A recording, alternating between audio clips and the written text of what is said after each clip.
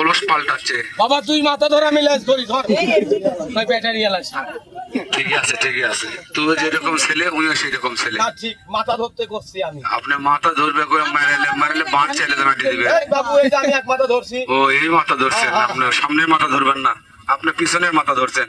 রাখ। হ্যাঁ হ্যাঁ ঠিক আছে। এবার দেখেন সাপ, এটা দেখলেন নদী সাপ।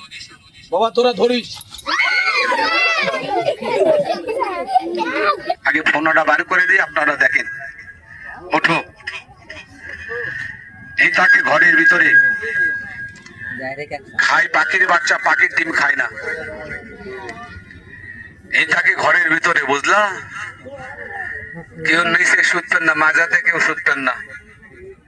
যদি খাটের নিচে মাজাতে শুতেন তাহলে আপনাকে ক্ষতি হতে পারে। বর্ষাকাল গরমকাল ঘুমাবেন টাইস মোজা। এই আবার আরেক দিকে চলে গেছে। তুই ঘরের মাজার ছুটবো না, কোন ছুটু তোর ব্যাপার কি? আমি কি আর খাবার পারবো? বললাম মাজার ছুটবা না কেন? বর্ষাকালে কোন চিপার থেকে নিজ দিয়ে সাপের বাচ্চা চলে যাবে, খাওয়া পারবে না। ঘুমন্ত অবস্থায় হাত পা উলবে, কামড় মারতে পারে। ঘুমন্ত অবস্থায় কামড় মারলে নিঘাত মৃত্যু হবে, মেডিকেল যাওয়ার সময় পাবেন না। তা আপনি যদি নিচে শুতেন না, উপরে শুতেন না, মাজারে বসে সেটা আপনার ব্যক্তিগত ব্যাপার। আমি বলে গেলাম সাপুরা কিন্তু আপনাকে বাইরে কিন্তু বিষ নামাবার যাবো না, সাপ ধরবার যাবো। কেন আমার হাতে বিষ নামাবার যায়, কেউ যদি মরে যায় আমি ওখান থেকে ফিরে আসতে পারবো ভাই?